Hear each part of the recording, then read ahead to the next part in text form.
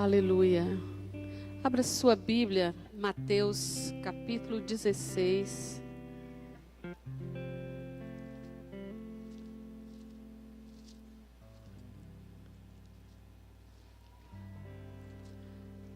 Versículo 21.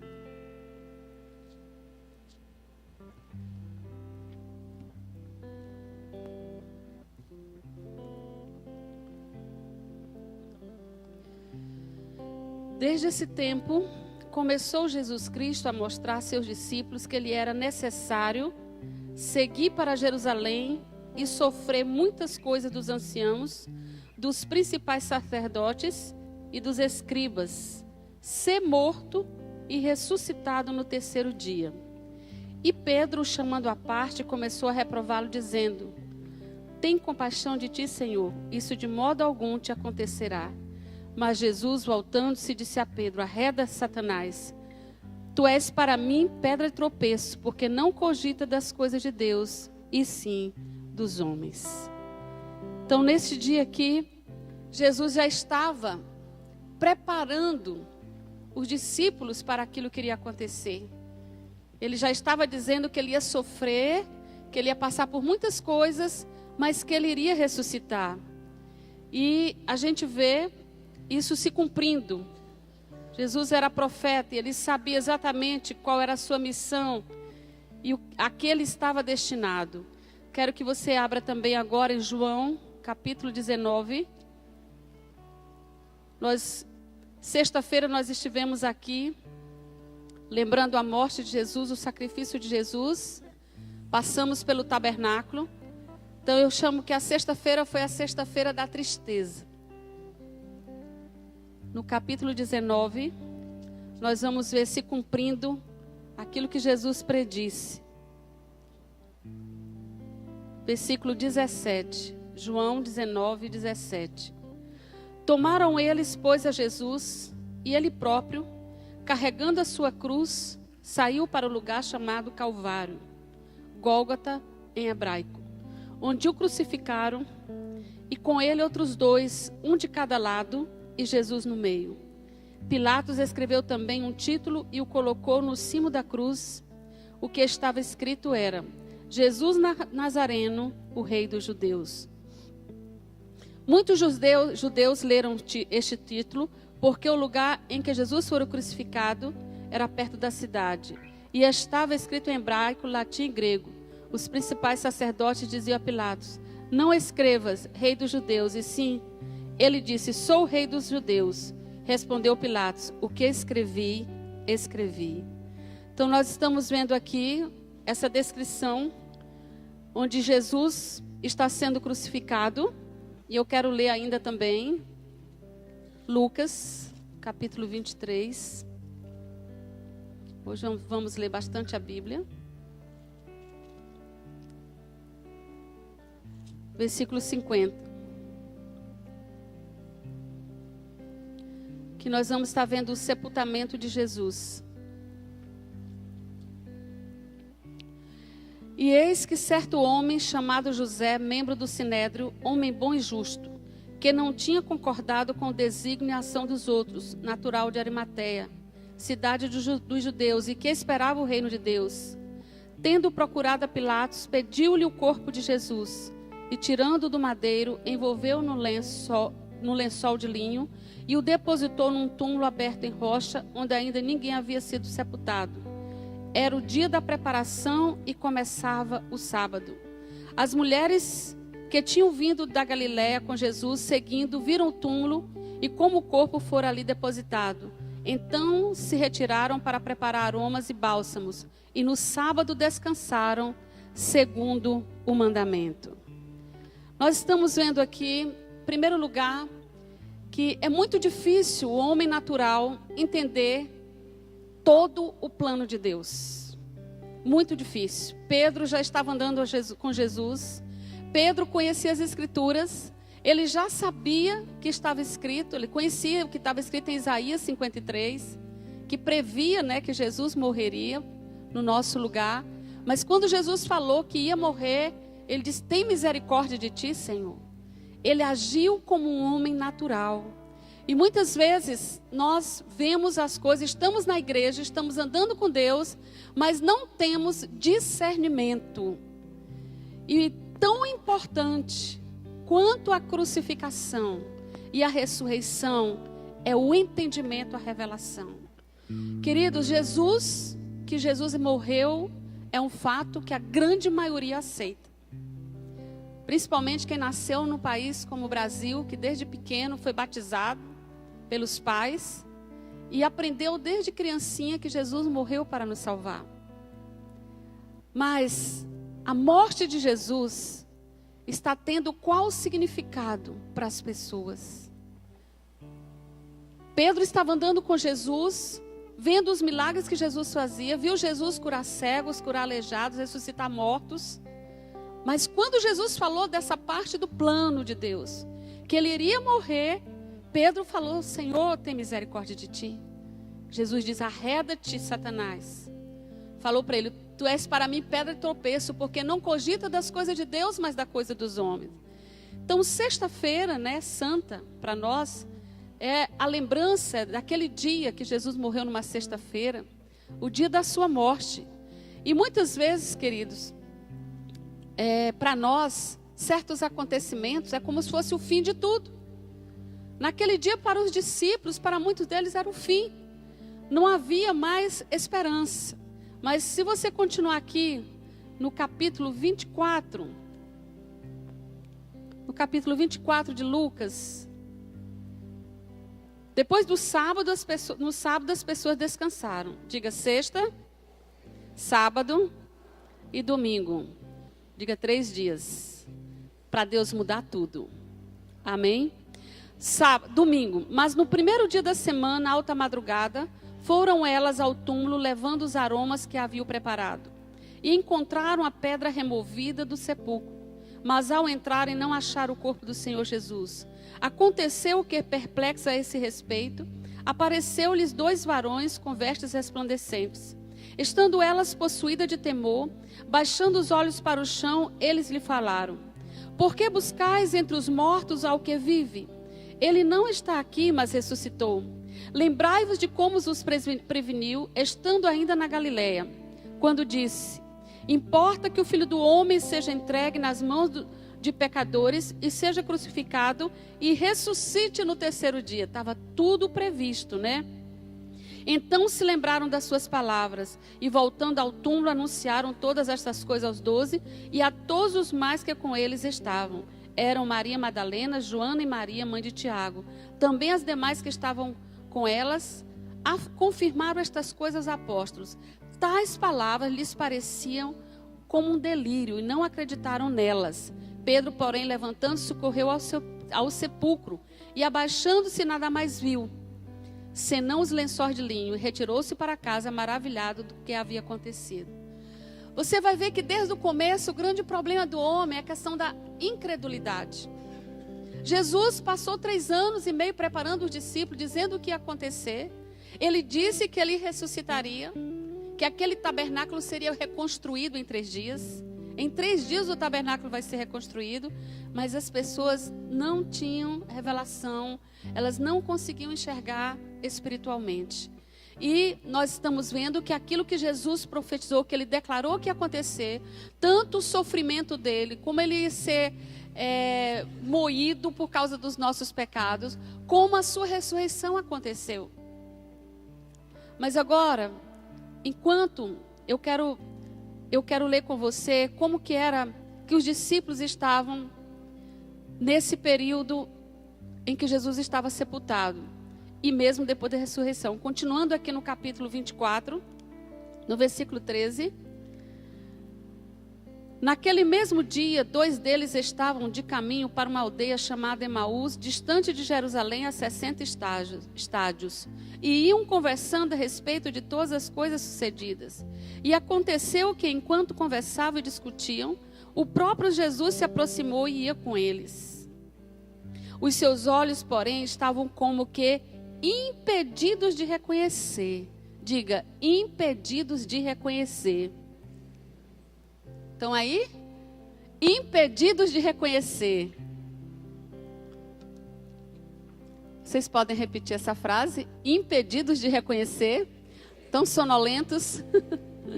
Então, os olhos dele estavam impedidos de reconhecer. Então, lhes perguntou Jesus: que é isto que vos preocupa?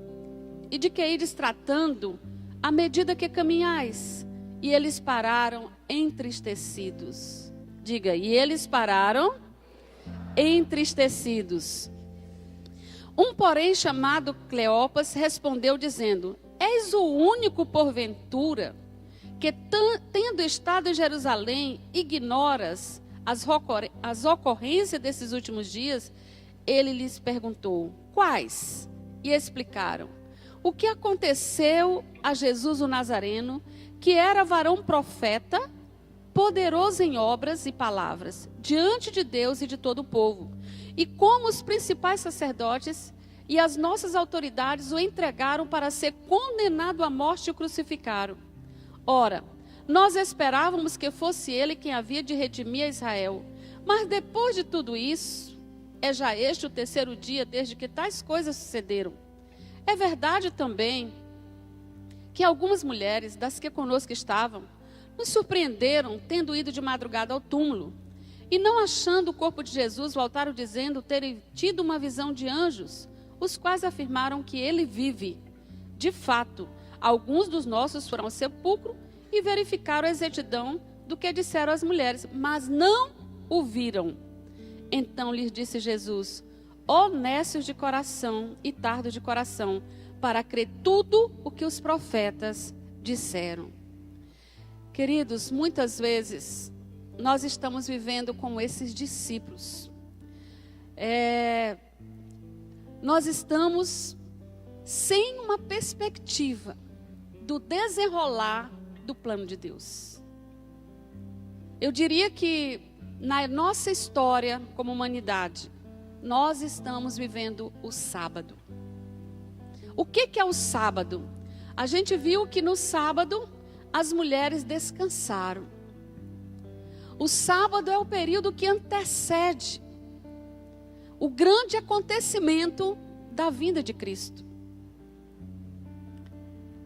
Naquele momento, Jesus tinha morrido e pronto, e tinha sido sepultado.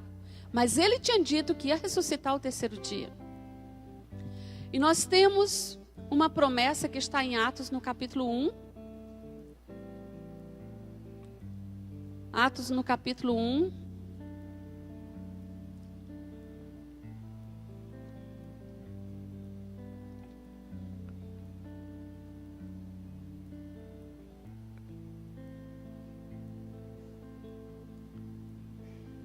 Versículo 8 diz assim: mas recebereis poder ao descer sobre vós o Espírito Santo, e sereis minhas testemunhas, tanto em Jerusalém, como em toda a Judéia e Samaria e até os confins da terra.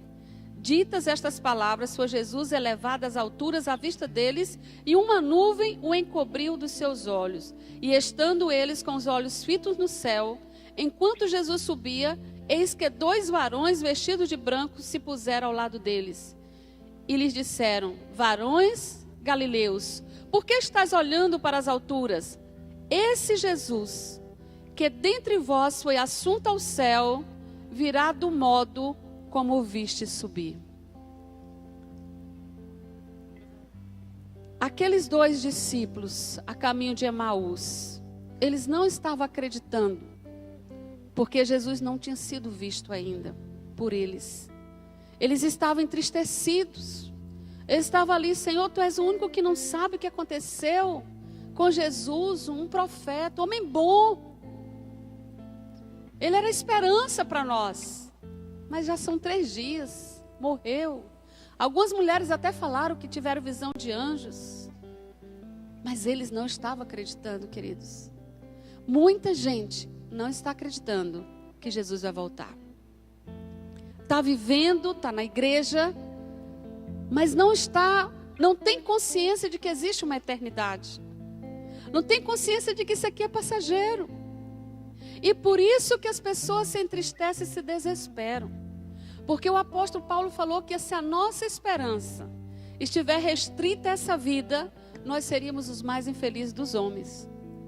Então hoje, como humanidade, nós estamos no sábado. Esse Jesus que subiu, há de voltar. Quantos podem dizer amém? Quantos podem dizer Maranata? Ele está dizendo, para onde? Por que vocês estão olhando para esse Jesus que subiu? Do jeito que ele subiu, ele vai voltar. Amém? E essa é a esperança do cristão. Saber que esse Jesus vai voltar. Queridos, o que representa para nós o sábado? O sábado foi feito para descanso. Presta atenção no que eu vou te falar. Descansar é resultado de crer e confiar.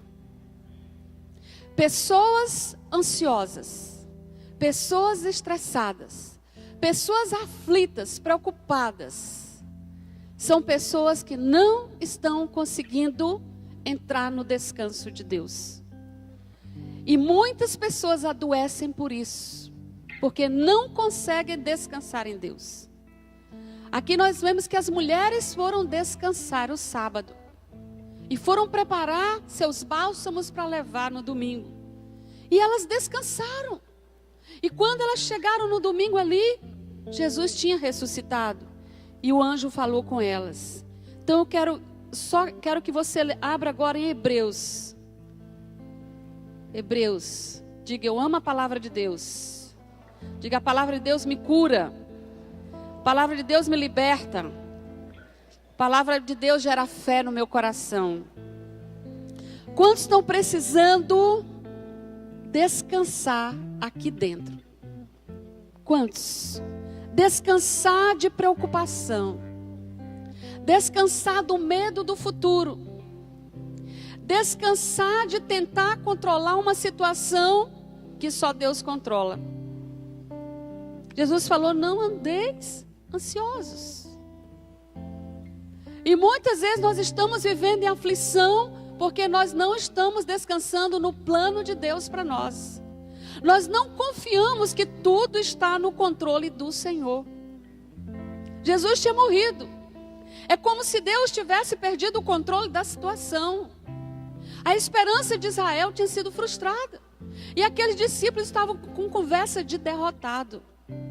Sabe aquela conversa de derrotado? Poxa vida, que coisa difícil, a vida é muito difícil.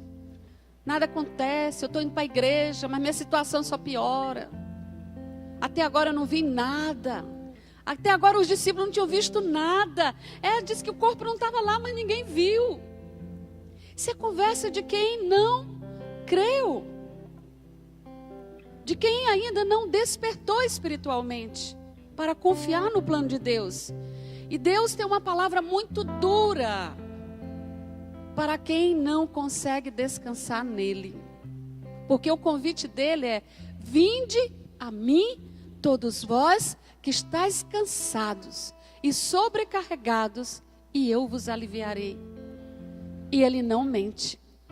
Se você não está descansando nele, é porque você não descobriu esse lugar de descanso no Senhor.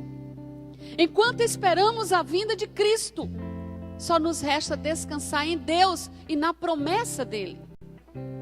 Por isso que Jesus ficou aborrecido com aqueles discípulos. Ele disse: vocês são nécios e tardos de coração por não acreditarem nas promessas dos profetas, no plano de Deus que foi estabelecido. Hebreus, no capítulo 3, versículo 17, falando do povo que morreu no deserto, porque não descansou em Deus, diz: e contra quem se dignou por 40 anos? Não foi contra os que pecaram, cujos cadáveres caíram no deserto? E contra quem jurou que não entrariam no seu descanso, senão contra os que foram desobedientes? Vemos, pois, que não puderam entrar por causa da incredulidade. Temamos, portanto, que sendo-nos deixada a promessa de entrar no descanso de Deus, suceda parecer que algum de vós tenha falhado, porque também a nós foram anunciadas as boas novas, como se deu com eles, mas a palavra que ouviram não lhes aproveitou, visto não ter sido acompanhada pela fé naquele que a ouviram. Nós, porém, que cremos, entramos no descanso conforme Deus tem dito. Então ele está falando, gente, vamos temer. Eu temo que alguns não entrem no descanso, porque não creram, queridos.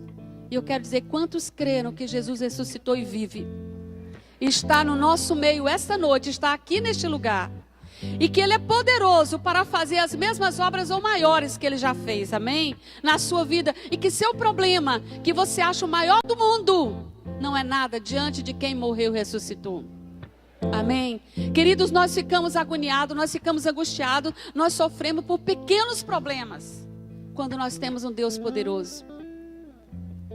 E aqui nós estamos vendo que há um convite de Deus para a gente descansar nele. Muitas pessoas que me procuram no consultório, que estão sofrendo de transtorno de ansiedade, porque não aprenderam a descansar em Deus. Porque quando você tem uma coisa pendente, difícil, angustiante, que vai acontecer, que está te ameaçando, mas quando você sabe que sua vida está nas mãos de Deus, e que nem um fio cai do seu cabelo se Ele não permitir, aí você consegue fazer como Davi, que dormia no meio de uma guerra. Davi dizia, ele falou essa frase quando estava em guerra contra os filisteus: de noite eu me deito e logo pego no sono, porque tu, Senhor, me faz repousar tranquilo. Nós temos que entender que se a obra da cruz, a obra da ressurreição, não estiver agindo em nossas vidas, falta revelação. Jesus não pode ter morrido em vão. Se nós ainda carregamos o peso da culpa pelo pecado, é como se nós estivéssemos anulando o poder do sacrifício de Jesus. Se você ainda se sente culpado por pecados que você já confessou, já se arrependeu e já deixou, é porque você ainda não entendeu que lá na cruz, Jesus pagou por essa dívida e cancelou os seus pecados. Nós precisamos trazer as realidades espirituais para a nossa própria vida. E a ressurreição de Cristo é a grande prova do poder de Deus para nós. Nós temos declarado uma frase: que o impossível não existe para mim, porque não existe para Deus. E Deus está comigo. Jesus voltará para buscar a sua igreja.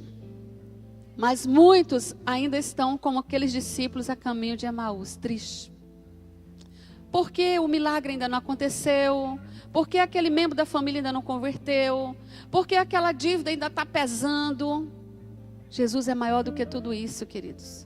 Ele nos deu a salvação, Ele foi até as últimas consequências por nós, por mim e por você, por amor de nós. Então tudo que é importante para você é importante para Ele. Por menor que você acha que seja, tudo que é importante para você é importante para Ele. E o que é necessário, queridos, para que possamos abrir os nossos olhos? Vamos voltar para Lucas, vamos ver como foi que Jesus tratou com a incredulidade, com a cegueira daqueles discípulos. Vamos voltar para Lucas 24. O que Jesus fez para abrir os olhos daqueles discípulos? Presta atenção numa coisa, olha para mim. Às vezes nós estamos na igreja, nós estamos diante da palavra de Deus, com a Bíblia nas mãos. Tem gente que tem 3, 4, 5 Bíblias. Mas os nossos olhos não estão abertos. A gente só se angustia enquanto a revelação não chega. A gente só sofre com preocupação enquanto a revelação de Deus não chega em nossos corações. Enquanto nós estamos no controle da situação. Só que a gente controla muito pouco. Pense direitinho. O que você controla? Na verdade, você controla o ar que você respira? Você controla seu apetite? Mesmo que você não queira, ele vem, não é? Você diz, hoje eu não vou comer mais nada. Chega em casa, morre de comer. Você controla seu sono? Se ele for embora, você consegue trazer de volta? A gente não controla nem a barriga. Não é verdade? Então, quando nós entregamos nossa vida ao senhorio de Jesus Cristo, nós temos que descansar. Entrar no descanso. Davi dizia: o Senhor é meu pastor e nada me faltará. Ele me faz repousar em pastos verdejantes, me leva às águas tranquilas de descanso. Sabe a coisa que Deus mais quer? Que você fique tranquilo. Diga para a pessoa que está ao seu lado: Deus quer que você fique tranquilo. Que você descanse. Porque Ele está no controle da sua vida e da sua família. Os discípulos pensavam que Deus tinha perdido o controle. Jesus tinha morrido. A situação estava ruim. Mas Deus não tinha perdido o controle. A data da ressurreição já estava marcada. Daqui 3 dias eu vou ressuscitar. Com 3 dias Ele ressuscitou. A data da nossa aprovação já está marcada para acabar.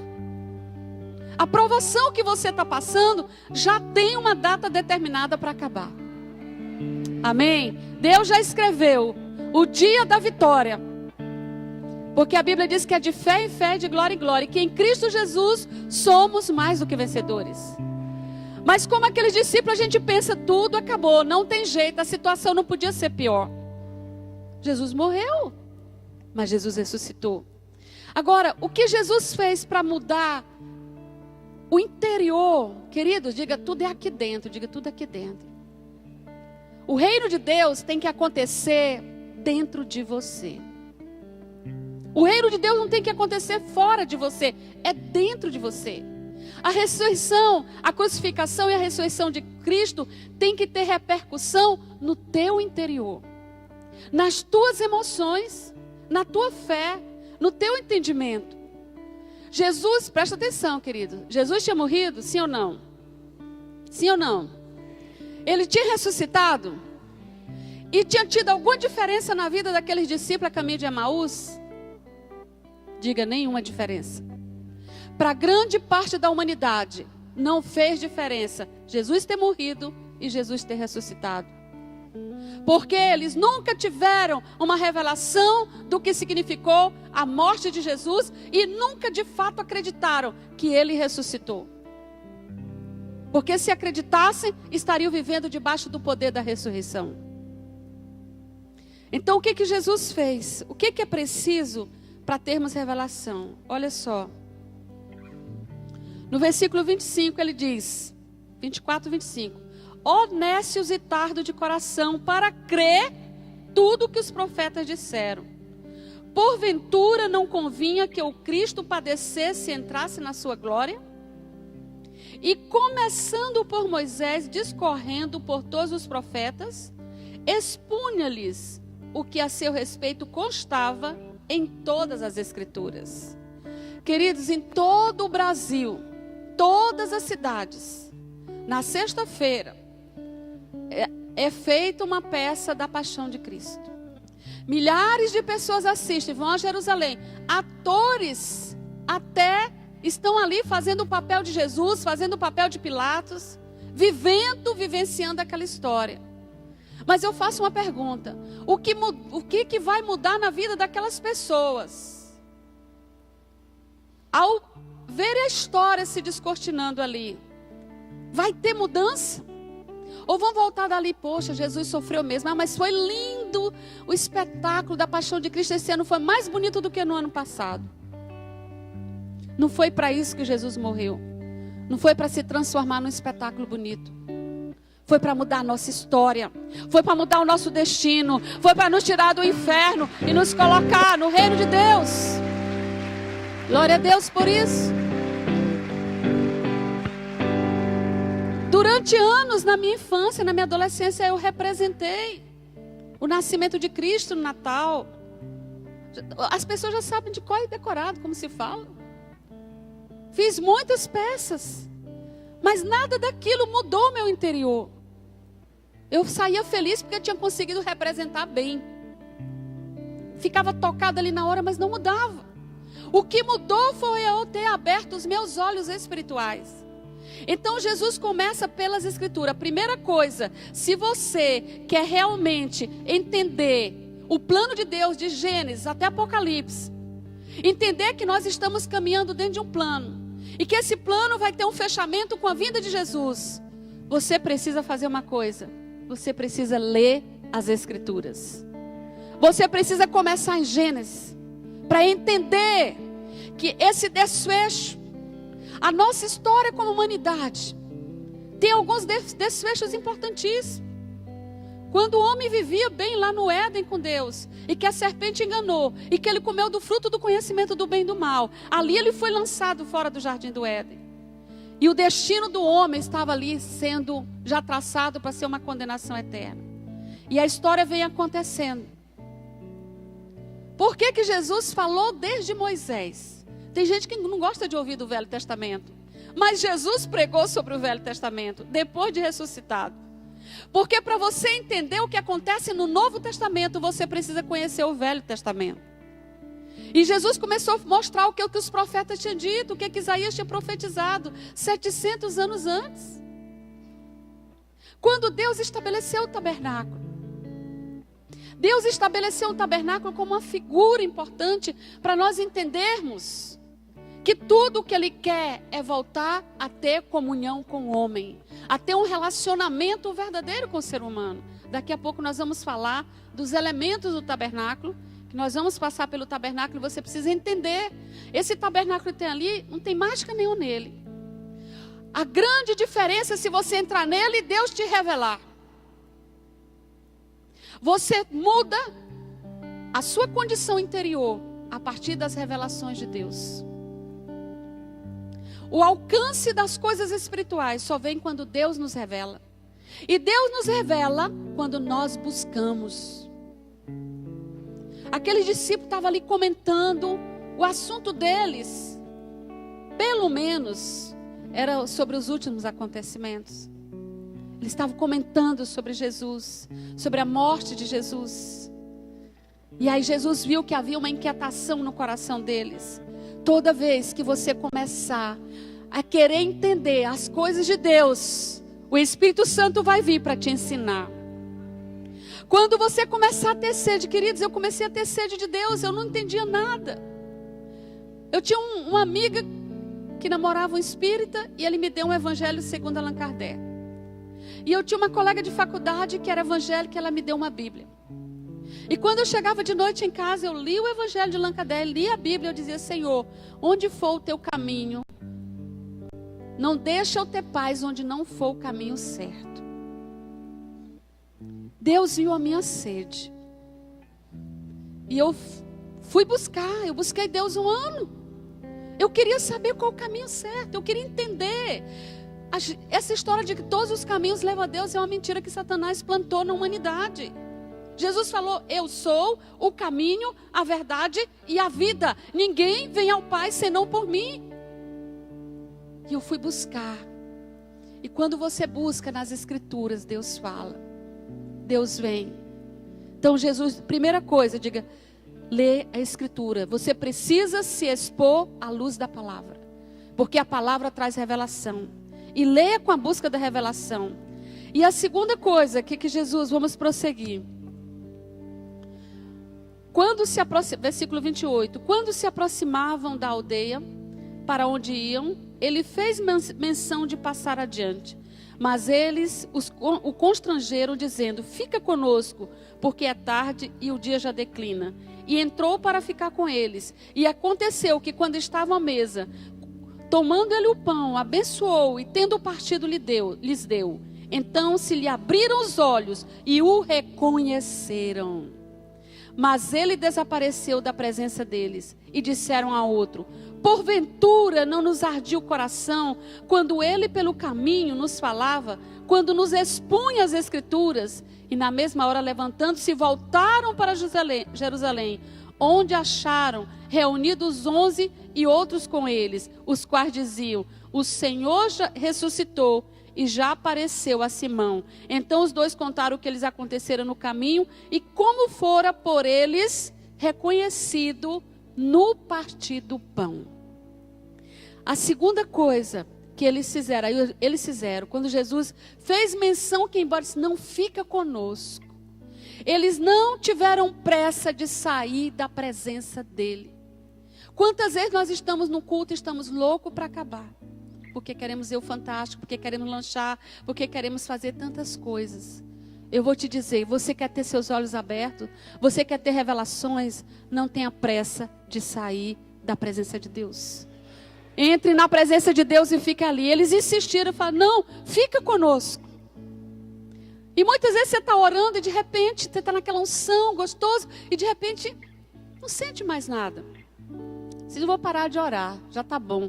Não, você deve insistir e falar, Senhor, fica mais um tempo comigo. E quando Jesus ficou, foi crescendo dentro deles aquele fogo.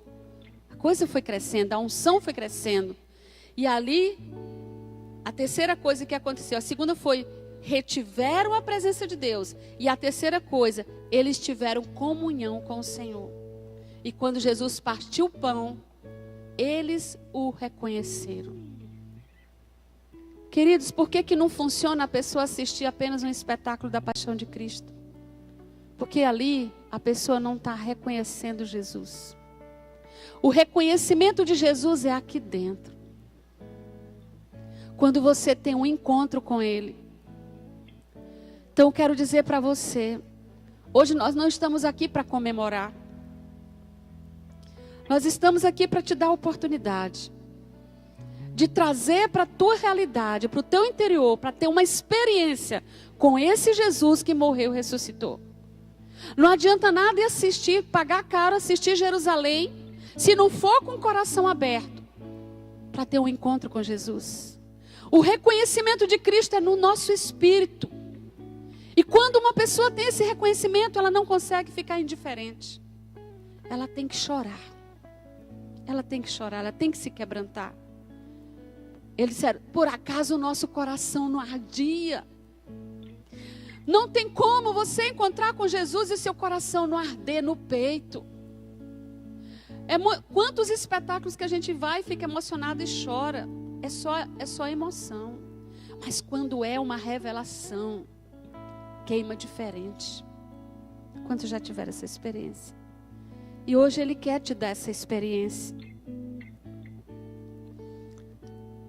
O propósito de tudo que Jesus viveu, de tudo que Ele sofreu, terá sido em vão se você não buscar uma revelação espiritual do que isso significou.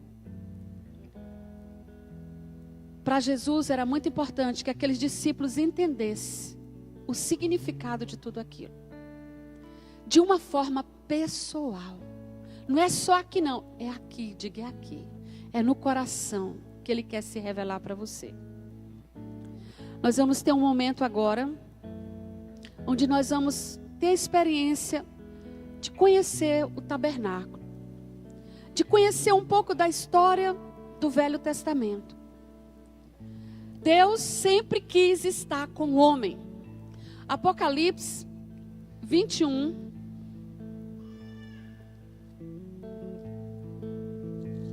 De 1 a 3 diz assim: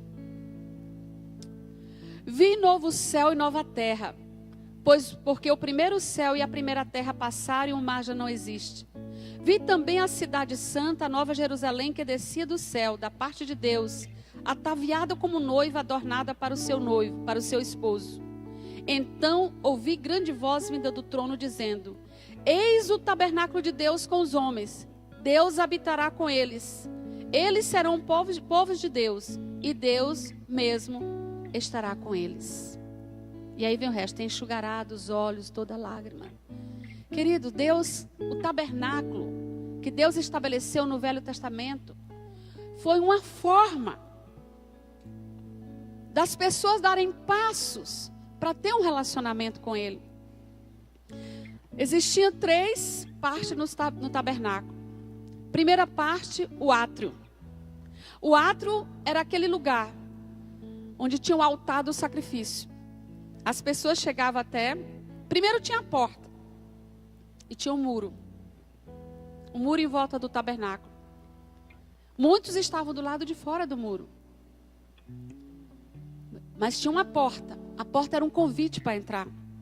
E aquelas pessoas que se arrependiam dos seus pecados, que reconheciam que eram pecadores, eles pegavam um cordeiro e entrava pela porta e chegava até o átrio. O pecador só podia chegar até o átrio.